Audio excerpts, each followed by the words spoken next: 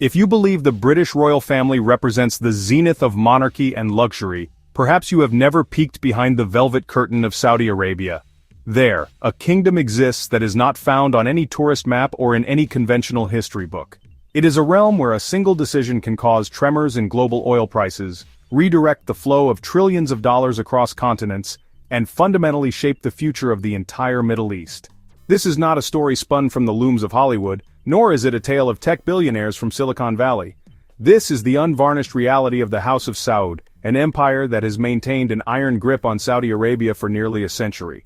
This is a dynasty where true power is written not in ink but in crude oil, pure gold, and secrets the world has never been permitted to hear. This is a world operating on a scale that defies ordinary comprehension. Here, a private party for an exclusive circle of friends might carry a price tag of $50 million. A personal yacht can possess a value greater than the entire gross domestic product of a small island nation. Within this gilded cage you will encounter a prince who dedicates 18 hours a day to his work, yet still finds time to amass a collection of supercars so vast and rare that even European billionaires can only look on with envy. The lines between national treasury and personal fortune are not just blurred, they are intentionally intertwined, forming the very foundation of a dynasty that no king has ever dared to challenge. It is a system designed for absolute control, where wealth and governance are two sides of the same golden coin. The sheer scale of the family itself is staggering. How does one family manage to control and maintain cohesion among more than 25,000 members, each a prince or princess with their own ambitions, influence, and potential for descent? How do they collectively hold a fortune estimated in the trillions, a sum that dwarfs the wealth of entire nations and corporations? The answer lies in a complex web of strategy, tradition, and unwavering authority. Today, you will not merely witness the dizzying heights of extravagance that have become their trademark. You will begin to uncover the calculated strategy, the raw, unyielding power, and the hidden depths that have remained shrouded in mystery. This is an invitation to explore the inner workings of the richest and most powerful family on Earth. Prepare yourself, because what you are about to see is not just a display of opulence, it is a masterclass in power, influence, and dynasty building that has been perfected over generations. The stories of the Saudi royals are filled with more intrigue and drama than any fictional saga. They are tales of ambition, loyalty, betrayal, and the constant, relentless pursuit of dominance on a global stage. As we pull back the curtain, you will see the things the world has always wondered about but has never been shown. The secrets of the House of Saud are closely guarded, but the keys to understanding their world are hidden in plain sight, within their palaces, their policies, and their unparalleled lifestyles. Hit subscribe right now, because the journey into this hidden kingdom begins in just a few seconds. To truly comprehend the rock-solid foundation of this formidable empire, we must first turn our attention to the man who sits at its very apex, King Salman bin Abdulaziz Al Saud. He is not merely a figurehead or a ceremonial monarch, he is the keeper of the keys to the entire kingdom. Have you ever taken a moment to contemplate what happens when a single man possesses the power to command an entire nation with nothing more than his words? When his decrees can alter the course of global markets and his whispers can seal the fate of political alliances? This is the reality of King Salman's position, a role that combines the authority of an absolute ruler with the strategic mind of a corporate titan. He is the central pillar upon which the modern Saudi state rests, the ultimate arbiter of its destiny.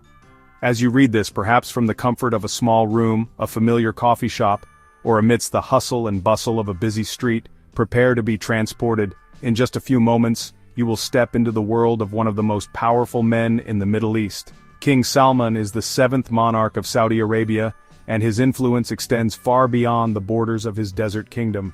He is the unseen hand steering the political, economic, and religious engines of the Arab world. With a personal net worth conservatively estimated at over $18 billion, he is not a ruler who hides in the shadows of his palaces. He is an active strategist, a meticulous planner, and the architect of the kingdom's modern trajectory. He controls massive financial funds, and most importantly, he personally groomed his son, Mohammed bin Salman, to lead. What is perhaps most staggering is the way King Salman maintains order and discipline within a sprawling royal family of over 25,000 people.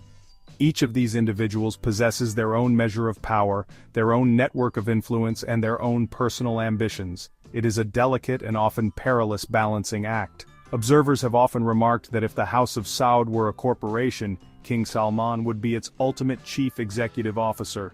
Under his watchful eye, every policy decision, every foreign alliance, and every dollar spent is managed with meticulous attention to detail.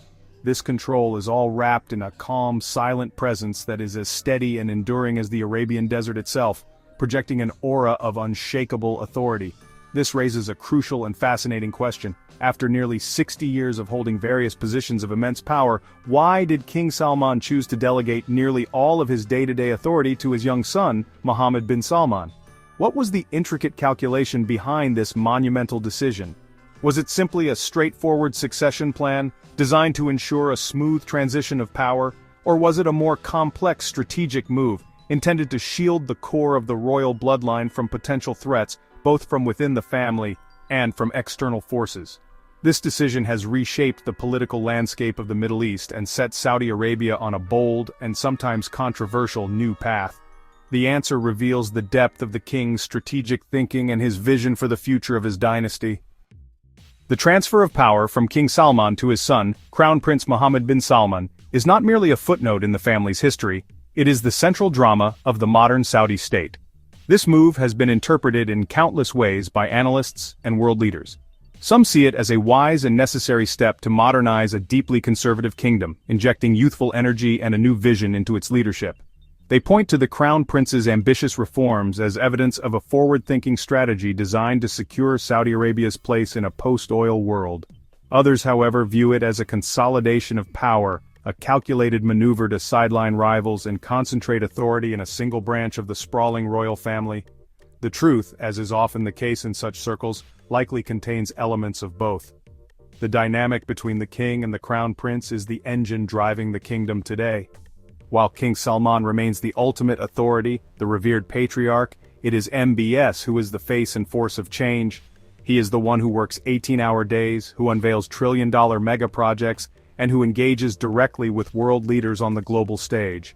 This partnership allows the kingdom to project two images simultaneously, one of ancient tradition and stability, embodied by the king, and one of radical modernity and ambition, embodied by the Crown Prince.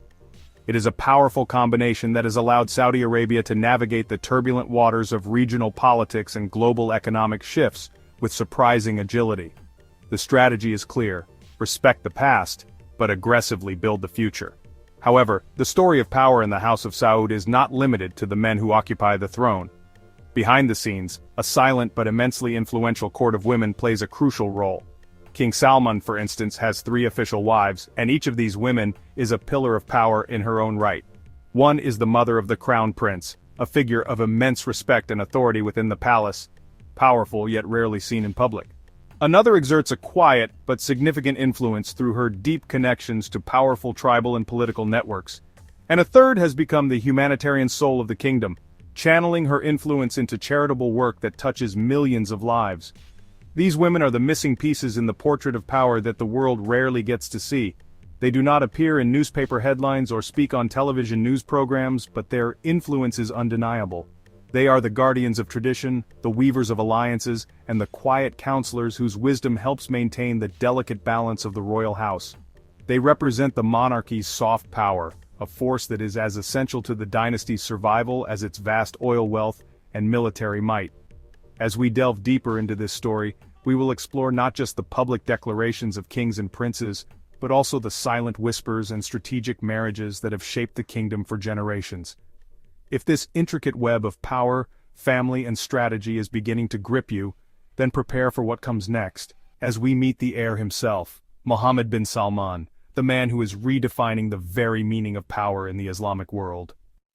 To truly comprehend the rock-solid foundation of this formidable empire, we must first turn our attention to the man who sits at its very apex, King Salman bin Abdulaziz Al Saud.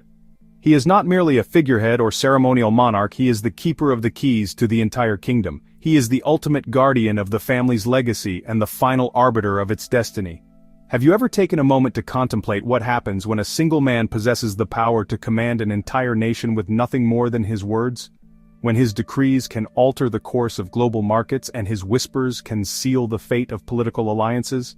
This is the reality of King Salman's position, a role that combines the authority of an absolute ruler with the strategic mind of a corporate titan. He is the central pillar upon which the modern Saudi state rests. As you read this, perhaps from the comfort of a small room, a familiar coffee shop, or amidst the hustle and bustle of a busy street, prepare to be transported. In just a few moments, you will step into the world of one of the most powerful men in the Middle East. King Salman is the seventh monarch of Saudi Arabia, and his influence extends far beyond the borders of his desert kingdom. He is the unseen hand steering the political, economic, and religious engines of the Arab world. With a personal net worth conservatively estimated at over $18 billion, he is not a ruler who hides in the shadows of his palaces. He is an active strategist, a meticulous planner, and the architect of the kingdom's modern trajectory. He controls massive financial funds, and most importantly, he personally groomed his son, Mohammed bin Salman, to lead. Before ascending to the throne in 2015, King Salman served for nearly 50 years as the governor of Riyadh. This was not a ceremonial post. It was the crucible where his leadership was forged. He transformed a modest desert town into a sprawling modern metropolis, a testament to his administrative skill and long-term vision. During these decades, he acted as the family's chief mediator, the trusted arbiter who resolved disputes among thousands of princes, ensuring unity and discipline within the House of Saud. He learned the intricate dance of power, patronage, and punishment that is essential to holding the family together.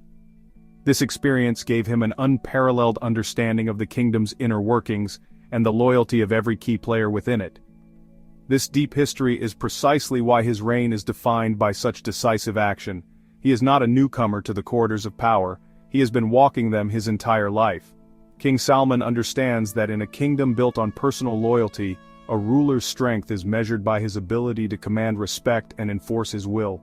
His presence is a constant reminder of the old guard's authority, a living link to the founder of the kingdom, his father, King Abdulaziz. Every move he makes is calculated, drawing upon a lifetime of experience in the high-stakes game of royal politics. He is both the product and the protector of a system that has endured for a century, and his primary mission is to ensure it endures for another. King Salman presides over a royal family of more than 25,000, each with their own ambitions and influence. He is the unifying force, managing internal rivalries and keeping the House of Saud cohesive.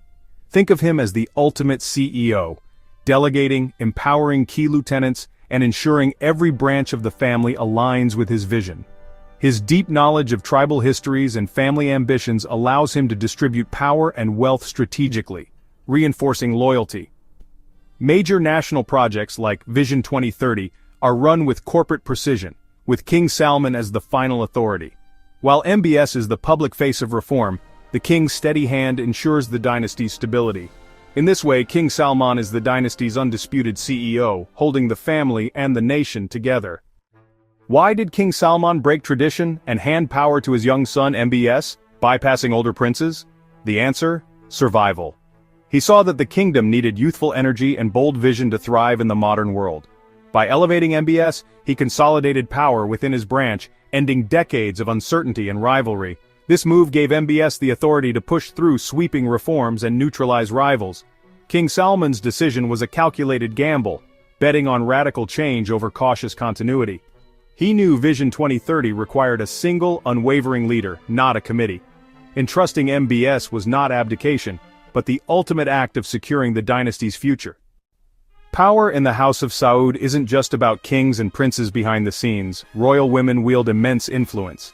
King Salman's wives each represent a pillar of the monarchy. Sultana bint Turki al-Sudairi, the late mother of MBS, cemented powerful alliances and shaped her son's ambition. Fada bint Falah al-Hithlan from the influential Ajman tribe strengthens tribal ties and leads humanitarian efforts. Sarah bint Faisal al-Subayyi manages the king's private household, maintaining internal balance. These women are guardians of tradition, alliance builders, and quiet counselors. Their influence is felt in every corner of the palace, shaping the dynasty's character and stability. They are the silent partners upholding the world's most powerful monarchy. Mohammed bin Salman, MBS, didn't wait for the throne, he seized it, shattering old norms and launching a new era. Raised in the heart of power, he learned governance firsthand and chose to stay grounded in Saudi society. Appointed Minister of Defense at 30, then Crown Prince at 32, he quickly became the kingdom's de facto ruler. MBS surrounded himself with young technocrats, bypassing slow consensus for rapid top-down change. He was impatient for reform, convinced Saudi Arabia had to prepare for a post-oil future. His rise wasn't just about titles, it was about transforming how power is wielded. MBS set out to be the architect of a new Saudi Arabia, not just its caretaker. With power secured, MBS launched Vision 2030, a plan to end Saudi Arabia's oil dependence and reinvent its economy and society. He lifted bans on women driving, opened cinemas, and brought global entertainment to the kingdom, signaling a new era. The centerpiece, Neom, a $500 billion futuristic city symbolizing limitless ambition and innovation. MBS promoted a more moderate Islam, curbing religious police and fostering national pride. Every reform was calculated, reshaping both the nation's image and its reality. Vision 2030 is both an economic overhaul and a social revolution, all under MBS's singular direction. Saudi Arabia's future is being rewritten by one man's unwavering vision. However, such radical reform, executed at such a breakneck pace, always comes with a price. To clear the path for his new era, MBS knew he had to dismantle the old power structures that stood in his way. In November 2017, he launched an unprecedented and bold anti-corruption campaign that stunned the world. Over 300 of the kingdom's most powerful figures, including senior princes, billionaire businessmen, and government ministers, were rounded up and detained at the luxurious Ritz-Carlton Hotel in Riyadh. The official narrative was a crackdown on graft, and indeed many of those detained eventually agreed to pay back vast sums to the state, with estimates exceeding $100 billion. But the message sent was far more profound. This was not just a simple attack on corruption, it was a decisive and ruthless strike against the old consensus-based power system that had governed the kingdom for decades. It was a clear signal that the old ways of doing business, where powerful princes operated with near-total autonomy in their own fiefdoms, were over. The Ritz-Carlton roundup was a demonstration of absolute power, a political purge designed to eliminate any potential center of opposition to his rule. From that moment forward, there was no longer any ambiguity. The era of shared rule among the senior princes was finished. There was only one center of power in Saudi Arabia, and that center was MBS. The move consolidated his authority in a way that was both swift and irreversible. This consolidation of power has made him a controversial figure on the global stage. While many Western leaders and investors have praised his ambitious reforms and modernizing vision, human rights groups and critics have pointed to a darker side. They highlight a crackdown on dissent, the imprisonment of activists, and the chilling 2018 assassination of journalist Jamal Khashoggi, which the CIA concluded was ordered by the Crown Prince himself. These events have complicated his image as a progressive reformer, painting a portrait of a leader who is willing to use any means necessary to secure his power and silence his critics. The new Saudi Arabia he is building is undeniably more open in some ways, but arguably more authoritarian in others. The Crown Prince operates with the conviction that for his grand vision to succeed, he requires absolute control.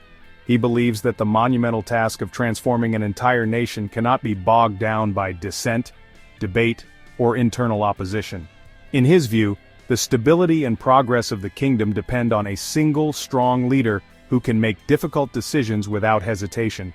This approach has yielded undeniable results in terms of economic and social change, but it has also come at a significant cost to political freedom and human rights. The story of MBS is therefore a complex duality. He is both the visionary architect of a new Saudi Arabia and the iron-fisted ruler who demands total loyalty. What is truly impressive and really sets MBS apart from the princes of previous generations is how he wields his financial power.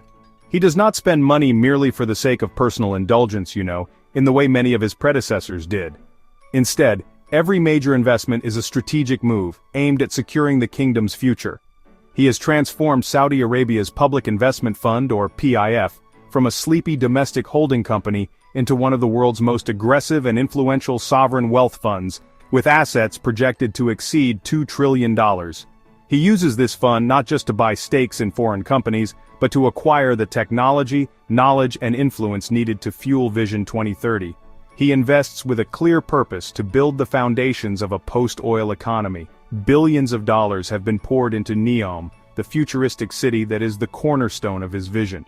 He has directed massive investments into emerging sectors like artificial intelligence, robotics, biotechnology, and renewable energy.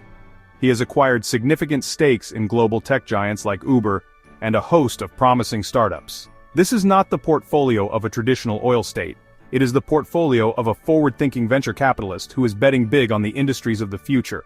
MBS is playing a long game, aiming to ensure that when the world's demand for oil eventually declines, Saudi Arabia will already be a dominant player in the new global economy. This investment strategy extends to softer forms of power as well. Recognizing the immense global appeal of sports and entertainment, the PIF has made stunning moves in these arenas.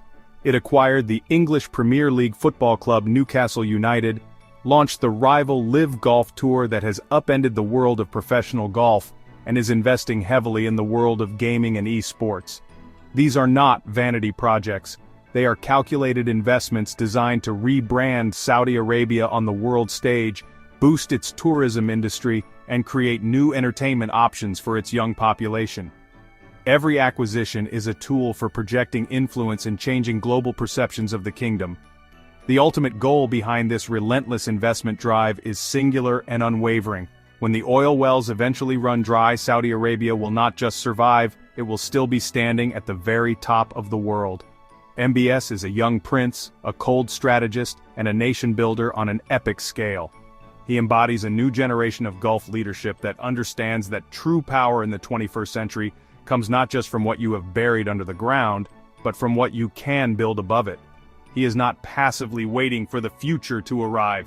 With every billion-dollar investment and every audacious project, he is actively writing it himself, ensuring his kingdom's dominance for decades to come.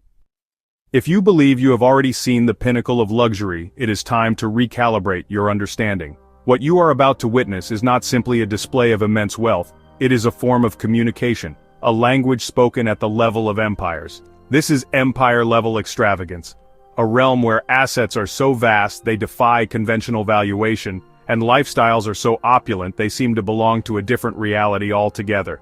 Picture a private yacht so colossal it rivals a 12-story building as it glides across the ocean. Imagine a French-style chateau, steeped in classical elegance, yet concealing futuristic technology behind its ivy-covered walls. Envision a private party so exclusive and secretive that an entire island nation has to be effectively shut down to host it. This is not a scene from a Hollywood blockbuster. This is the real life of the modern Saudi elite. At the forefront of this world is Crown Prince Mohammed bin Salman, a leader whose personal assets are as strategic as his political maneuvers. His wealth is so staggering that it often leaves even other multi-billionaires in silent awe. Let us begin with his presence on the high seas, the super yacht Serene. Acquired for an estimated $550 million, this vessel is not merely a boat, it is a floating sovereign territory. Stretching 134 meters in length, it boasts every conceivable amenity. It features a grand swimming pool, a state-of-the-art cinema, multiple helipads for seamless arrivals and departures, a secure submarine hangar, and even a 5-star spa.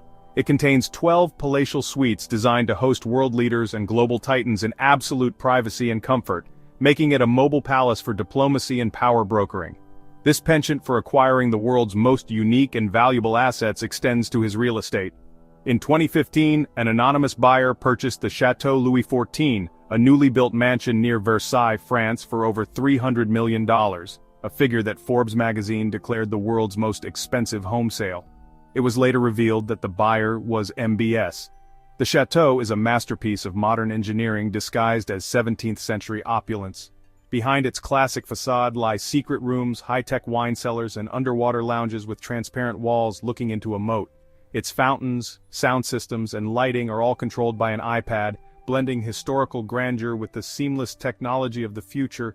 It is a home that is both a tribute to the past and a statement about a future under his control. Each of these acquisitions is more than a personal indulgence. It is a carefully chosen symbol. The yacht signifies global reach and mobility, the ability to project power anywhere in the world. The chateau represents a mastery of both tradition and technology, a claim to a place among the great historical powers of Europe but on his own modern terms. This is the language of unthinkable luxury, where every purchase is a press release and every asset is a testament to a new kind of power. It is a deliberate strategy to demonstrate that the new Saudi Arabia operates on a scale that few can comprehend and none can ignore.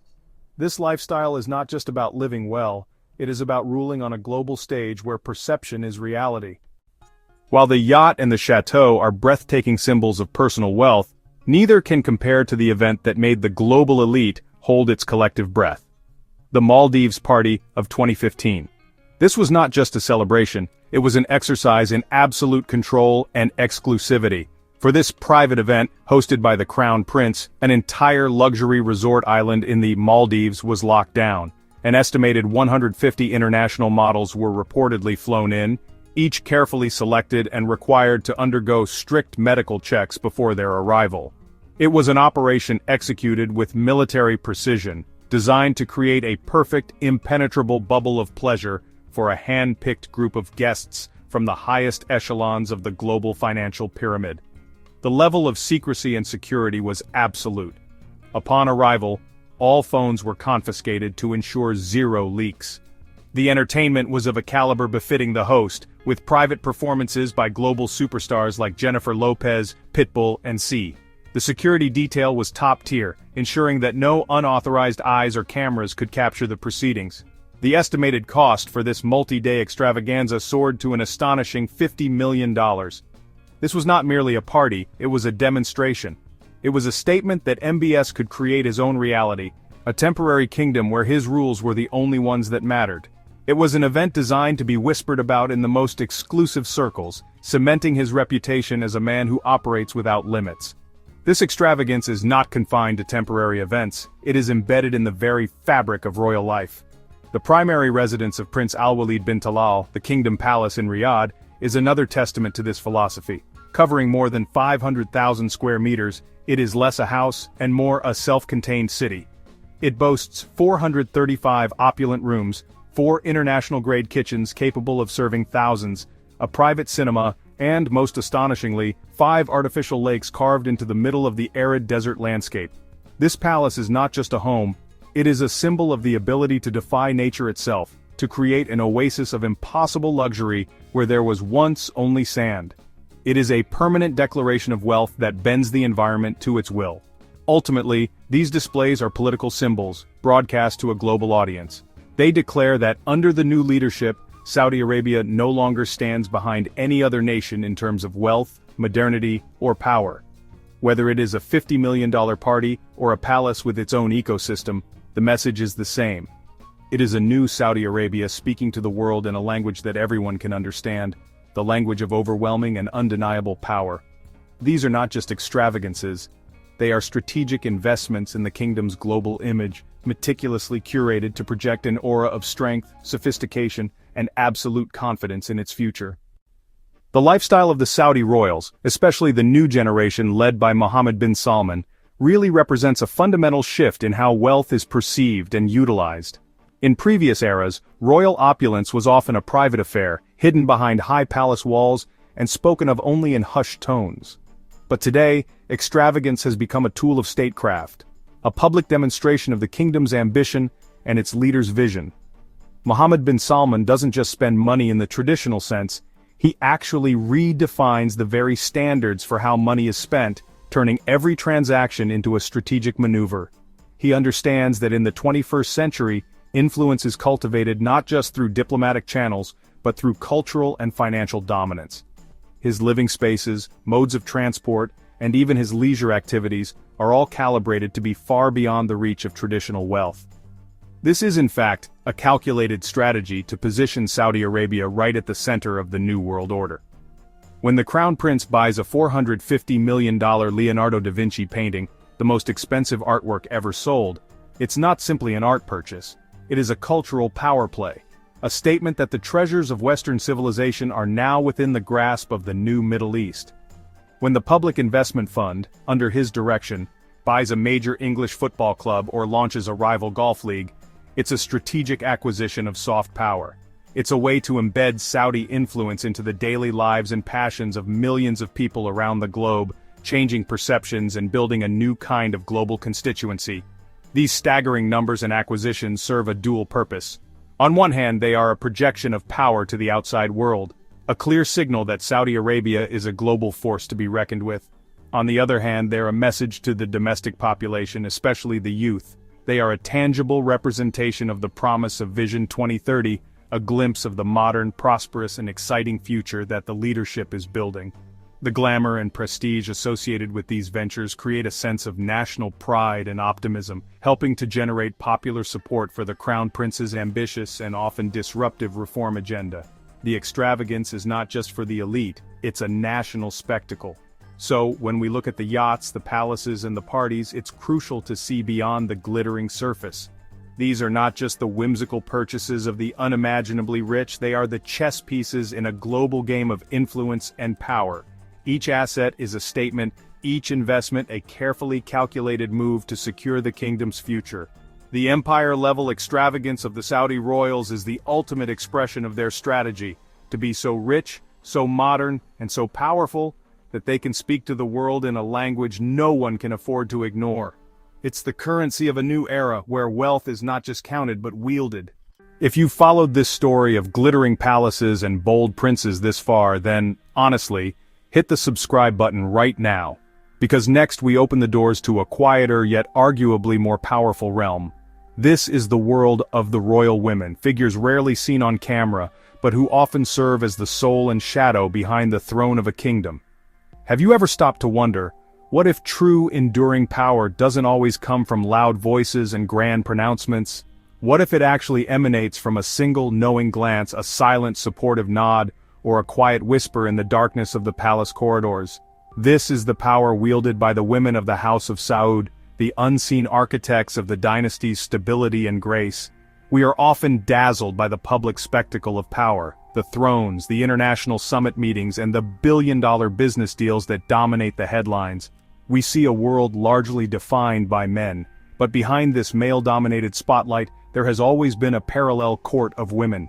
They are silent, steady, and filled with a quiet force that is absolutely indispensable to the monarchy.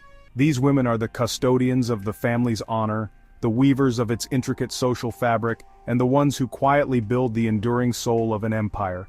Their influence isn't written in laws or decrees, but it's felt in the very foundations of the kingdom, providing a stability that raw power alone could never achieve.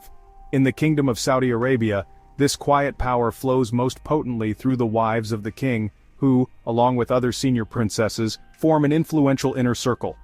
Their roles are rarely public, but their influence runs deep within the royal bloodline of the Al Saud family. They are not just wives and mothers, they are strategic partners, advisors, and the keepers of the dynasty's most sacred traditions. They understand the delicate art of palace politics, the importance of tribal alliances, and the necessity of maintaining a unified front to the outside world. Their primary role is to preserve the grace and dignity of the monarchy, a task that requires immense strength, intelligence, and discretion. These women operate in a world governed by unwritten rules and subtle gestures. Their power is exercised not in boardrooms, but in the private quarters of palaces, during family gatherings, and through the strategic arrangement of marriages that bind the kingdom's most powerful families together. They are the guardians of the next generation, instilling the values of loyalty, duty, and discretion in the young princes and princesses who will one day inherit the kingdom.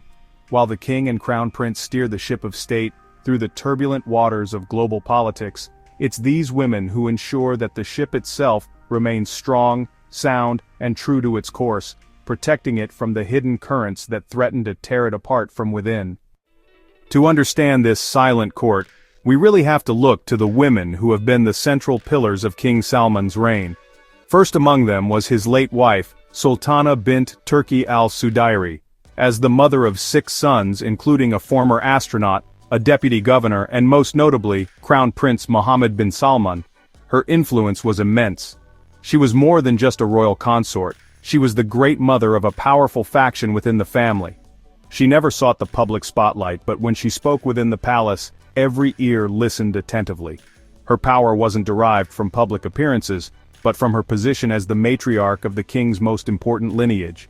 She didn't teach her sons, especially Mohammed bin Salman, the art of power through textbooks or theoretical lessons. She taught them through her constant presence, her unwavering discipline, and her profound sense of royal dignity.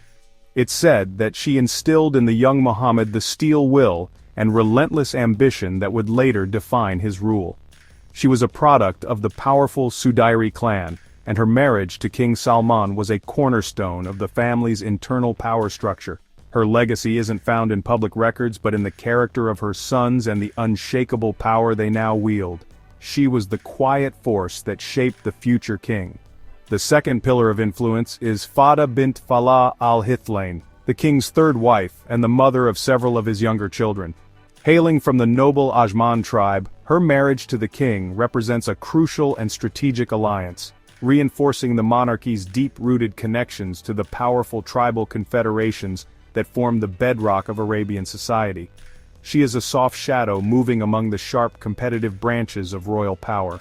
Quiet and graceful, she is instrumental in maintaining the delicate balance among the various tribal allegiances, a world where a single misspoken word or a perceived slight could ignite a storm of conspiracies in the dark corners of the court. Unlike a queen who might seek a public role, Fada's power lies in her role as a humanitarian and a cultural guardian. She is the humanitarian soul of the kingdom. She hasn't remained hidden within gilded halls, but has instead stepped out, albeit discreetly, to build a legacy of compassion. Numerous hospitals, schools, and charitable foundations across the kingdom carry her touch, her heart, and her vision for a more caring society. Her work reinforces the monarchy's paternalistic role, demonstrating a commitment to the welfare of its subjects and strengthening the bonds of loyalty that are essential for the dynasty's long-term survival. She wields soft power with devastating effectiveness. So what truly sustains a powerful empire? It is not just the grand visible authority of its male rulers, but also the quiet, steadfast guardianship of its women. These women understand the intrinsic value of order, tradition, and personal sacrifice for the greater good of the dynasty. They ensure the continuity of the family line, manage the intricate social obligations of the court, and provide the emotional and strategic support that allows their husbands and sons to rule effectively. Their work is the invisible scaffolding that holds up the magnificent edifice of the monarchy, ensuring it can withstand the tests of time and pressures of a changing world. And now, these same women are quietly raising a new generation of female power within the kingdom. A new cohort of princesses educated at the world's finest universities and exposed to global ideas is preparing to step into the light.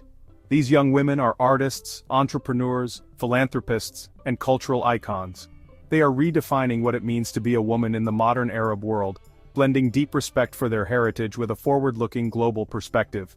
They are active on social media, launching business ventures, and taking on increasingly public roles in a way unimaginable just a generation ago. This new generation includes Princess Rima bint Bandar Al Saud, the Saudi ambassador to the United States. She is a powerful advocate for the kingdom on the world stage, a clear sign of the changing role of women. Others, like Princess Haifa bint Mohammed Al Saud, serve as Vice Minister of Tourism, playing a key role in Vision 2030. They are not just token appointments. They are highly competent professionals driving the country's transformation. They are the public face of a deeper evolution nurtured for years within the silent court.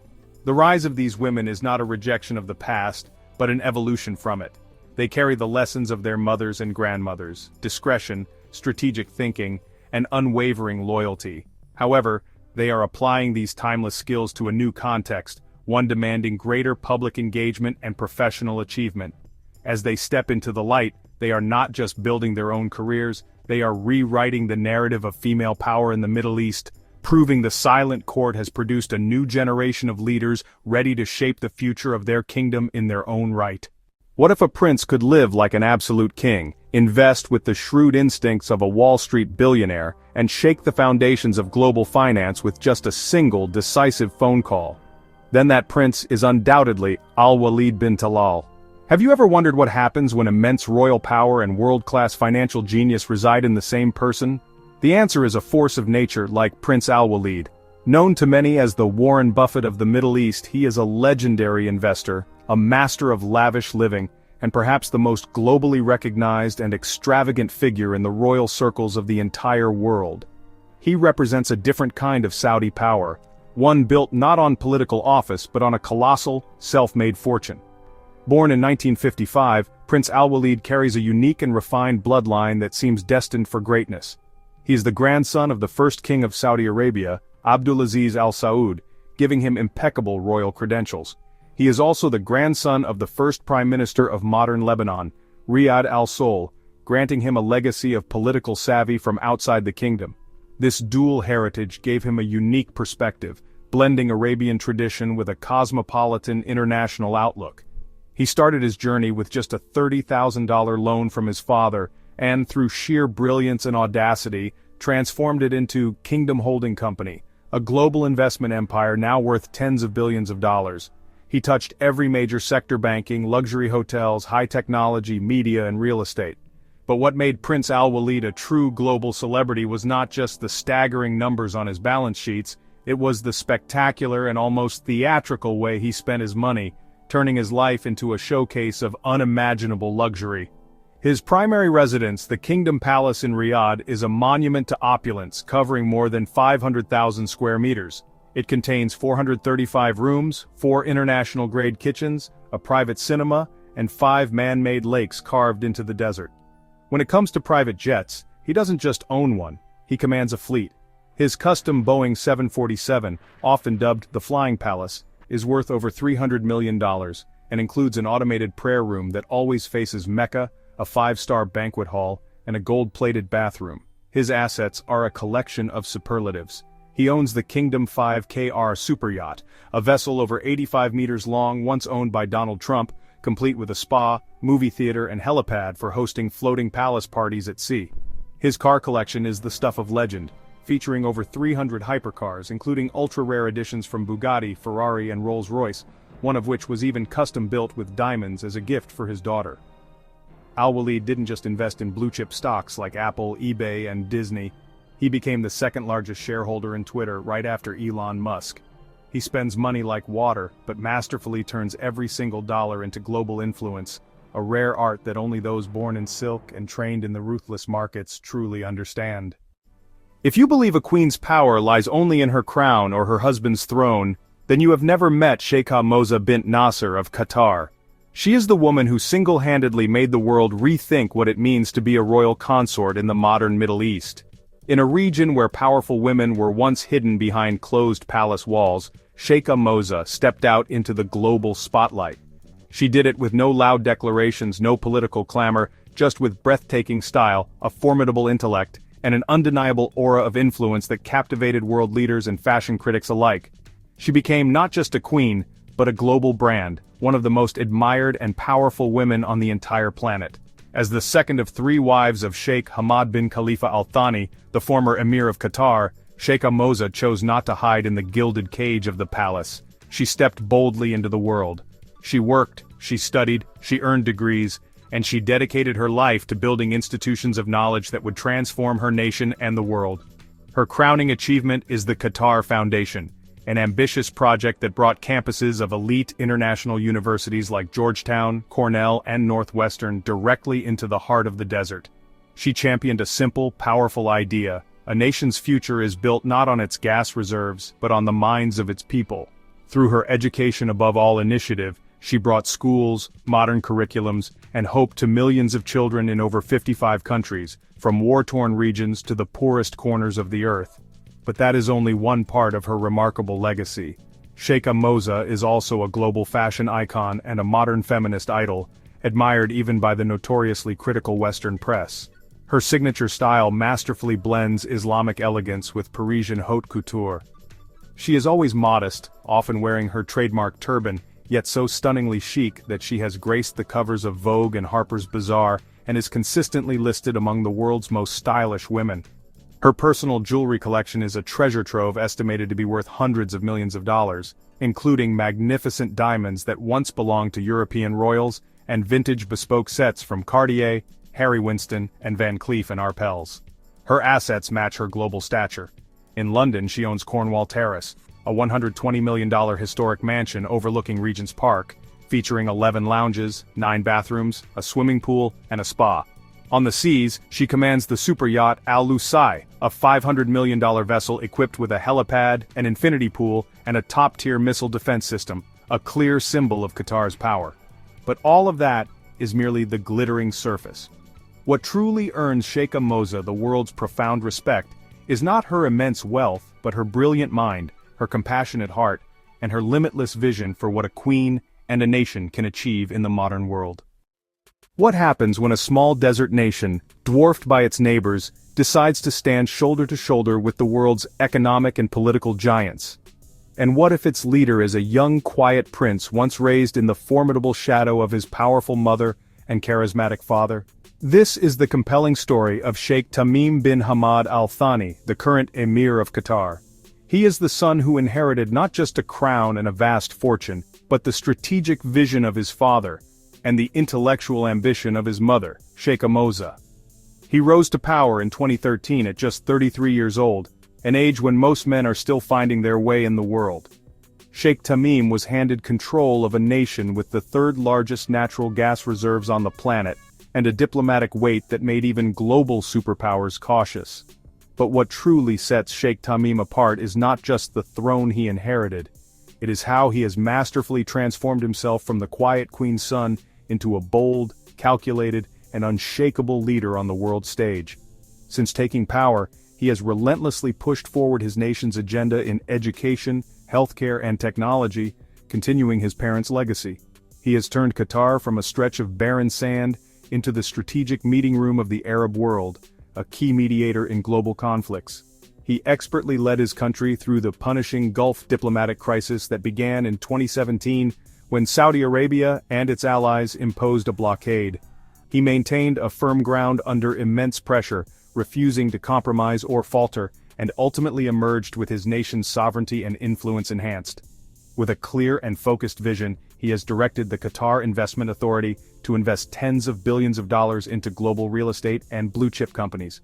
Qatar now owns iconic assets across the world, from the Harrods department store and the Shard skyscraper in London to vast properties in Paris and New York. The fund holds major stakes in global giants like Volkswagen, Barclays, and Credit Suisse. Then came the unthinkable, the 2022 FIFA World Cup. Under Sheikh Tamim's direct leadership, Qatar successfully hosted the first-ever World Cup on Arab soil. It was a grand, modern, and uniquely Qatari spectacle, forcing the entire world to take a second, harder look at what this small nation could truly achieve. From Doha's glowing futuristic skyline to the revolutionary air-conditioned stadiums that rose from the desert, Sheikh Tamim did not just nationalize the dream of hosting the world's biggest sporting event, he used it to make the world re-evaluate Qatar's real power. He is not as loud as his father, nor as flashy as some Western royals. Sheikh Tamim is the quiet blueprint for a new generation of Middle Eastern leaders, calm, highly educated, strategic, and formidable. Most importantly, he is not just inheriting Qatar, he is meticulously rebuilding it in his own image, ensuring its voice in global affairs is not just heard, but respected and sought after. After journeying through the gilded palaces, stepping aboard the colossal superyachts, witnessing the dazzling jewelry collections, and uncovering the secrets of exclusive island parties, a fundamental question remains. Have you ever wondered who truly lives the most lavish life in the Arab world? Is it the bold Crown Prince Mohammed bin Salman, a man who spends $500 million on a yacht and a staggering $50 million on a private party? Is it the legendary investor Prince Al-Walid with his 435-room palace, his gold-plated private planes and a collection of over 300 custom-built supercars? Or perhaps it is the intellectual queen, Sheikha Moza, who commands unmatched soft power, possesses hundreds of millions in historic diamonds, and has built an empire of education that is reshaping the future for millions? The truth is, it is almost impossible to say because at this rarefied level of existence, the concept of luxury transcends mere monetary value. True lavishness is no longer measured in dollars, carats, or square footage. It is defined by the depth of one's influence, the breadth of their vision, and the enduring power of the legacy they are determined to leave behind for generations to come. Some of these figures choose to live wrapped in the finest silks, surrounded by priceless diamonds, and wielding a form of absolute power that is almost unimaginable in the modern world. Their lavishness is a public spectacle, a language of dominance spoken through overwhelming material wealth and political might designed to command respect and project strength on a global scale. Others, however, practice a different kind of extravagance. They live lavishly by quietly changing the lives of millions through strategic investments in education and healthcare, building a legacy that will outlast any physical asset. Their opulence is found not in what they own, but in what they build for others. And some use their immense wealth as a geopolitical tool, a lever to rewrite the established rules of global politics and finance, ensuring that the voice of the Middle East can no longer be ignored or marginalized by the traditional powers of the world. This is a lavishness of ambition, a determination to alter the course of history itself, which is a luxury far greater than any single purchase could ever be. When we look at the extraordinary lives of these Arab royals, it is easy to be captivated by the gold and the glamour. But beneath the glittering surface lies a more profound story of responsibility, foresight, and generational legacy. The ultimate message for us is not about the pursuit of wealth, but about the meaning of a life lived with purpose. The most luxurious life, it seems, is not about having more than everyone else. It is about living deeper, seeing further, and leaving behind something of true value that will last forever. Thank you for staying with us on this journey. Your presence is what drives us to keep telling the stories that truly matter.